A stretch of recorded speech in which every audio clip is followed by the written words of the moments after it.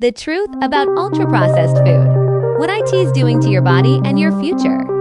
Imagine walking into a grocery store thinking you're choosing foods that nourish your body only to discover that more than half of what's on the shelves isn't actually food anymore. It's a product engineered in labs, optimized for profit, and designed to keep you eating more than you ever intended. In the last few decades, the American food landscape has transformed more dramatically than at any point in history.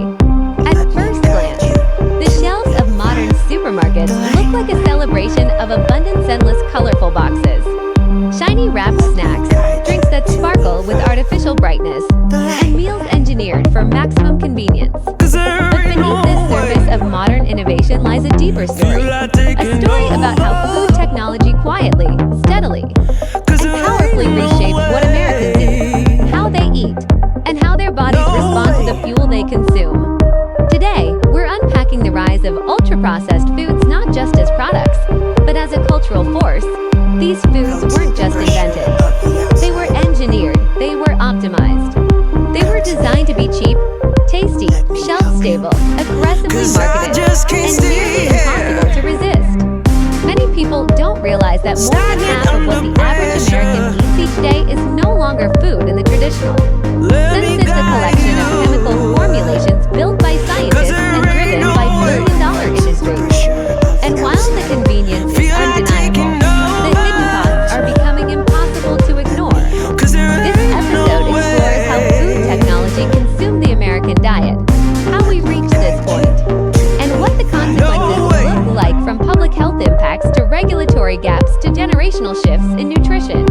This is a deep dive into a system that touches every household, every demographic, and every plate of food, often without the consumer even realizing it. Before we can understand the scope of the problem, we must define what ultra-processed actually means. Ultra-processed foods aren't just regular foods with added sugar or salt. They're industrial creations built from ingredients that rarely exist in home kitchens, such as artificial flavors, gums, stabilizers, emulsifiers, hydrogenated oils, colorants, and chemical preservatives. They are the result of complex mechanical, chemical, and biological processes that manipulate raw ingredients into something entirely new. Think about the difference between roasted chicken and chicken nuggets, between a baked potato and a bag of crunchy potato crisps, between freshly squeezed oranges and shelf-stable orange drink mix. These products look like food, smell like food, and trigger the same pleasure centers that traditional foods do. But nutritionally, they behave very differently in the human body. They're engineered to be hyper-palatable, meaning the perfect balance of sweet, salty, and fatty that makes the brain light up with addictive reward signals. Food scientists call this the bliss point. It's not accidental. It's the design. Ultra-processed foods have become the backbone of the modern American diet, not because people prefer them, but because they have been made unavoidable, cheap to produce, cheap to buy, aggressively marketed, and available everywhere, from gas stations to school cafeterias. How America became dependent on ultra-processed foods. The rise of industrial food wasn't sudden. It was gradual, layered across decades of technological innovation, economic shift, and aggressive corporate strategy. Several forces pushed Americans toward higher consumption of ultra-processed food. 1. Affordability and economic pressure. Fresh food is expensive. Ultra-processed food is cheap.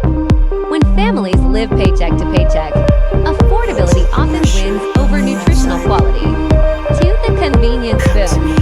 In a society that values speed, processed foods became the default choice.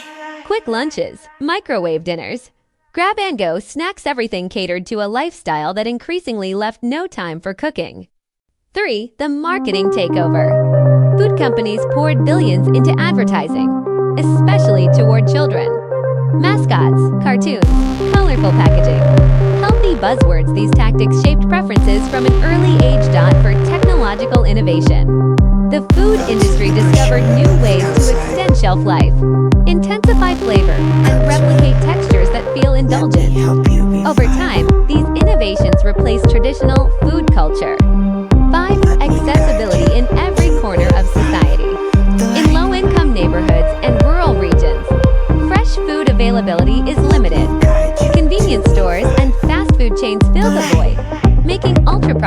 food the de facto option. By the time Americans realized what had happened, the shift was complete. Ultra-processed foods didn't supplement the diet, they became the diet. The health consequences, a growing crisis. The documentary and numerous scientific studies highlight the alarming health consequences linked to ultra-processed food consumption. These aren't mild or temporary effects, they're long-term, systemic, and damaging on multiple levels. Ultra-processed diets are strongly associated with obesity and weight gain, type 2 diabetes and prediabetes, heart disease and hypertension, increased inflammation, digestive issues and gut microbiome disruption, certain cancers, cognitive decline, and mental health challenges. One of the most troubling examples shown in the report is of a 13-year-old diagnosed with prediabetes. He wasn't unusual or extreme in his eating habits. He ate what millions of American kids eat daily. But as his family learned, an ultra-processed diet overwhelms a child's metabolism, mood, and long-term health outcomes. The body doesn't process chemically engineered foods the same way it processes whole foods. Ultra-processed products digest faster, spike blood sugar higher, and stimulate appetite more aggressively. They're designed to keep you eating. The cravings aren't a flaw, they're a feature. The regulatory blind spot. Perhaps the most surprising and concerning part of the story is the regulatory framework or lack thereof surrounding the American food system. Many consumers assume that if a product is on the shelves, it must be safe. But the reality is far more complex. The draft system, generally recognized as safe, allows thousands of food additives to be approved without rigorous, independent testing. In many cases, companies conduct their own evaluations, present them to regulators, and move forward with production. Critics argue this system is outdated, under-enforced, and far too lenient. Modern food additives are far more complex than those studied decades ago, yet regulatory oversight has not kept pace with technological innovation. Some observers believe that federal agencies are underfunded, overstretched, or simply too slow to respond to the rapidly evolving food landscape. The result? A market flooded with products containing ingredients whose long-term health impacts are still unknown. The marketing trap and consumer confusion. Another major theme is the confusion faced by consumers. With labels full of misleading phrases, natural, wholesome, fortified, low-fat, heart-healthy, shoppers often believe they're making good choices when they're not. Children are especially vulnerable. They're targeted by bright packaging, mass and media campaigns that create emotional attachments to brands long before they can understand nutritional labels. And once these dietary habits form in childhood, they're extremely difficult to change in adulthood. Even adults struggle to recognize healthy options. Many ultra-processed products are designed to look like whole foods.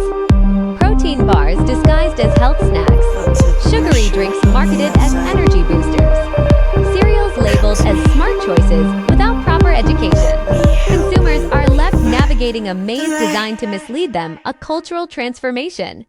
The rise of ultra-processed food didn't just change what Americans eat, it changed how they think about eating. Cooking became optional. Meals became snacks. Snacking became constant. Traditions around food preparation faded. Fast food became normal. The identity of the American diet shifted from nourishing meals to manufactured convenience. For many families, ultra-processed foods provide emotional comfort, routine, or affordability. These products aren't just filling a stomach, they're filling cultural gaps left by economic inequality, busy lifestyles, and the decline of shared meals. But the long-term consequences of this shift are clear. Widespread health crises, rising medical costs, and an entire generation growing up with a weakened understanding of what real food should look like.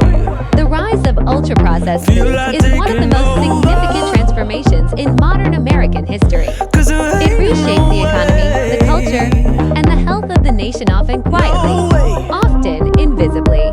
But now, the consequences are too large to ignore.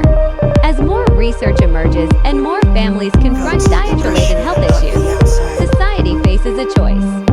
Continue down the path of convenience-driven eating, or begin reclaiming competition 'cause of I real just can't food that stay nourishes here.